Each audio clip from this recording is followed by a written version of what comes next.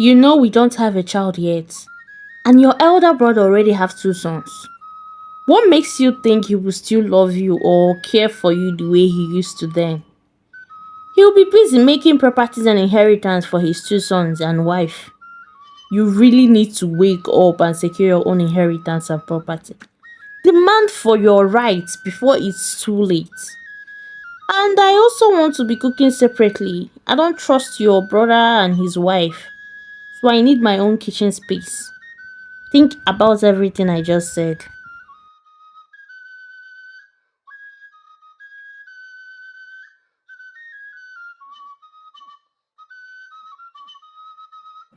Once upon a time, there lived a beautiful couple, Mr. and Mrs. Okafor. They loved and cared for each other so much. They are not so rich nor poor, but they were very comfortable. They had two sons called Nnamdi and Chukwudi. Mr. and Mrs. Okafor trained their two sons so well. They were well provided for. They loved them so much. The parents made sure to teach them the importance of family and the importance of love in a family. They were also taught the importance of brotherhood and why they should always love and take care of each other as brothers. Nnamdi is the eldest, while Chukwudi is the youngest.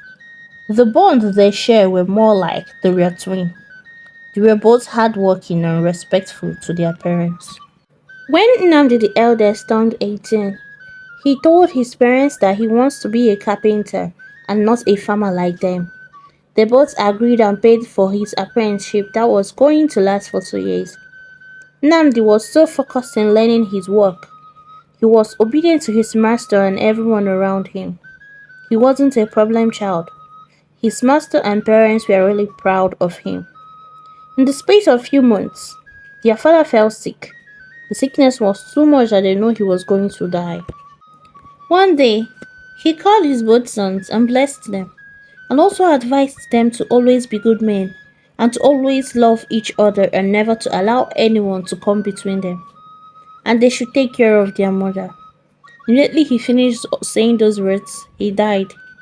They cried and later buried him. Nnamdi continued his apprenticeship.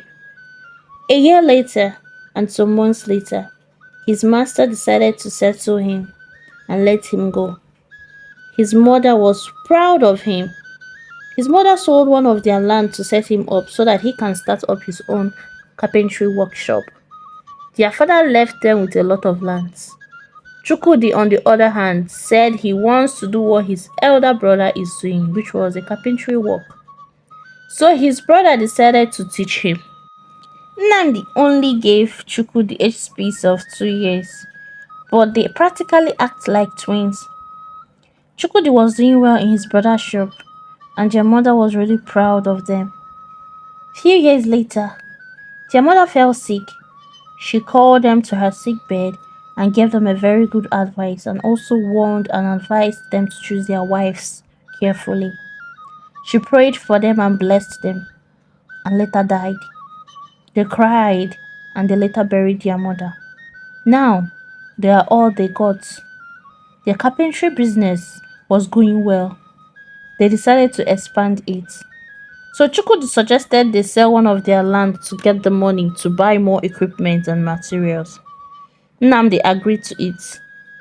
Their business was the best and talk of the town in the village. Everyone loved doing business with them. They had a lot of customers because of how sincere and humble they were. Some other carpenters in the village were so jealous of them. Some of their friends tried coming between the two brothers, but the bond they had were so strong. They cook and eat together. 2 years later, Nandi turned 28 and decided to get married. Then he got married to a beautiful, hardworking, nice woman. He treated her right. Her brother Chukwudi was also happy for him. 2 years later, his wife Ezinne gave birth to twin boys, and everyone in the family of Okafor was very happy. Nnamdi and his brother were getting richer and richer. Their bond was still strong. One day, Chukwudi told his brother that he too is ready for marriage, that he has someone already in his life that he wants to marry. Nnamdi supported him. Chukwudi got married to a beautiful lady. He thought he married a good woman, not knowing that he got married to a snake that was going to tear their family bond apart. Months later, into Chukwudi and Amaka's marriage, Amaka started instigating evil thoughts into Chukwudi's mind. One day, she called her husband Chukwudi and said to him, "My husband, don't you think it's time you and your brother divide your properties, like the lands and also your workshop? You will wake up one morning and find out that your brother has sold most of the lands, and you will not have access to the workshop again. Your brother is a very smart man, and he doesn't love you as much as you think." Chukwudi was just looking at his wife, processing what she was saying. "You know we don't have a child yet, and your elder brother already have two sons. What makes you think he will still love you or care for you the way he used to then? He'll be busy making properties and inheritance for his two sons and wife. You really need to wake up and secure your own inheritance and property. Demand for your rights before it's too late. And I also want to be cooking separately. I don't trust your brother and his wife, so I need my own kitchen space. Think about everything I just said." She stood up and left. Chukwudi sat down the whole night and thought about everything that the wife said to him. He came to the conclusion that she is right and decided to confront his brother. The next day, Chukwudi went to the workshop to speak to his brother. When he got there, Nnamdi greeted him happily, but Chukwudi responded coldly. "Brother, what's wrong with you?" Nnamdi asked. "Nothing. I have something important I need to discuss with you," Chukwudi responded. "Okay, hope all is well." "Go on, I'm listening," Nnamdi said. Brother, don't see this the wrong way, but it's my choice and it's what I want. I need you to share all the land that our family has equally and give me mine. And I also need you to share this workshop. I need to have my own workshop. Please, and lastly, my wife and I have decided to be cooking on our own. Don't be surprised if you see us cooking separately or eating separately. That's all I have to say. And please make it fast." His brother Nnamdi was speechless and surprised at such demands from his brother, but he later agreed to share the 6 different lands that their family owned equally, so that peace will reign, and also to give Chukwudi his own part of the shop. When Chukwudi was about to leave, Nnamdi stopped him and asked him, "Dear brother, I hope you know what you are doing, and I hope you're comfortable with this. Why don't you have a rethink about this? This your decision might bring a demarcation in the family, so I suggest you think about this again." Chukwudi replied, "I know what I am doing. It's for my own good. I don't care what you think or what it will cost. Just do what I say. I'm a married man. I can make my own decisions. It's my life now, and it's none of your business how I live my life." He angrily left. Nnamdi decided to do as his brother said. He divided the shop and land and separated their kitchen so that peace will reign. Since they divided the shop, Chukwudi started his own, but he wasn't doing well like his older brother. He was so mean and aggressive to his customers. They all end up leaving him and going to his brother's shop. He wasn't making sales anymore. The little he makes, his wife Amaka ends up spending them. He started losing customers that he ended up closing down his shop. His brother Nnamdi was doing well in his own business. One day, Chukwudi's wife, Amaka, suggested that he should sell one of their land and use the money to start up another business. Their carpentry work is not his calling. He listened to his wife and sold 2 of his lands and started another business with the money. In their years of marriage, they still have not given birth, and it was really frustrating him. Even the new business he started was not moving very well. One day, Amaka came home so angry and called Chukudi to have a discussion with him. Then she said to him, Chukudi, do you know you are a fool? See how your brother's family is living fine and we are here suffering. No child too. Instead of you to go and ask why your own luck is not shining like your own brother, but you're just fooling around, doing nothing. I married a useless husband. Chukwudi was shocked at how Amaka was talking to him, but he couldn't utter a word because he thought what she was saying was true. Amaka continued, let me tell you, your brother is the cause of all our problems, even our childlessness. I went to one Baba today and the Baba told me everything. He said your elder brother took your star and made you useless and impotent so that you won't father a child. He even planned on killing you too so that he would take back all the lands and properties since you don't have a child.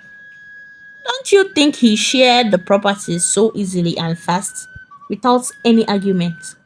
Because he already planned to kill you, chase me away, and take back everything he gave you. So we should better act fast though, or else we will lose everything and you will also die too. See, the Baba gave me a solution. He said you should kill him first before he kills you. Chukudi was still shocked, but later agreed to everything the wife said. He came to a conclusion that his brother is the cause of all his problems. His wife gave him a substance to put in his brother's drink and poison him. The next day, Chukudi went to his brother's shop in pretense that he came to make peace. His brother Nnamdi accepted the drink happily and drank.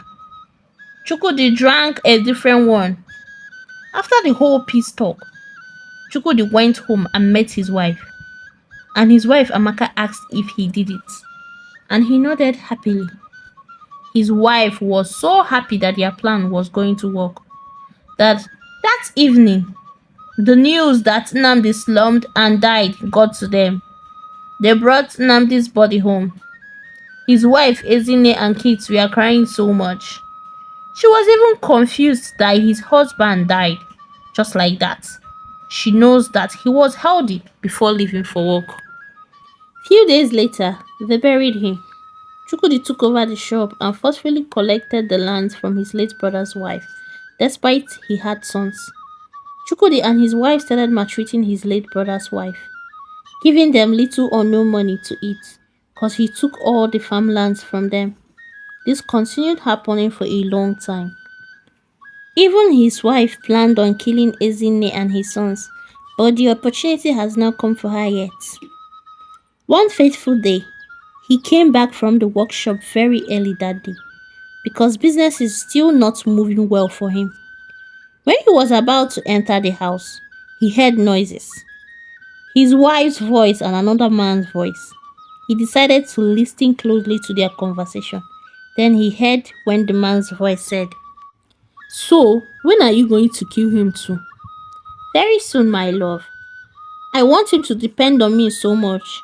By then, he must have chased his late brother's wife and sons out. When he thinks he now has everything, then I will kill him and sell the whole land and properties. Then we'll use the money and start a new life in another village. You know, I made him to believe that his brother wanted to kill him. I turned him against his own brother so easily. My husband is foolish. He will believe anything I tell him. So if I can make him do all these things easily, making him chase his brother's wife and sons out is nothing. You know I can do anything for you, just like I did 4 abortions for you and lost my womb. I even made my husband think that he is responsible for our childlessness. I told him that it was his brother that made him impotent and not successful, not knowing that everything is my fault. I told him that it was one Baba that I visited that told me all this, and he stupidly believed me and killed his brother. I do steal his money to give you sometimes. Have you forgotten? So please be patient and allow me melt my plan, Amaka said. The man laughed and Chukwudi stood there shocked and sad. So he killed his brother, an innocent man, for nothing because of his wife and greed. He cried and angrily went to the kitchen and brought a heavy pistol and barged into the room, seeing his wife on the same bed with another man. He chased both the wife and the strange man out. The strange man ran away. He caught his wife and she started crying and begging, but he was filled with anger that he didn't even hear people's plead. So he angrily hit the person on his wife's head heavily and she died immediately. He felt no remorse because she deceived him. He felt down and apologized and confessed to his late brother's wife everything that happened. He begged for forgiveness. He stood up immediately and went to his room and brought out that same substance that he used in poisoning his brother. He drank everything. He came out and hugged his brother's wife and sons. Then, few minutes later, he started vomiting blood and slumped and died instantly. Ezinne was shocked and sad at the same time. Amaka's body was taken away, and Ezinne buried Chukwudi beside his dead brother's grave. Ezinne's sons took over their father's business at a young age, and they were doing well. Finally, peace was returned in the family of Okafor. The end. Moral of this story: we should stop trusting people blindly. Seek the truth or verify information first before taking any drastic actions, especially when it involves harming others. See how Chukwudi trusted his wife and blindly took actions without investigating if what she told him was true. This also emphasized the value of royalty and the bonds of family. We should also pray to have discernment spirit and the need to question motives before acting on impulse.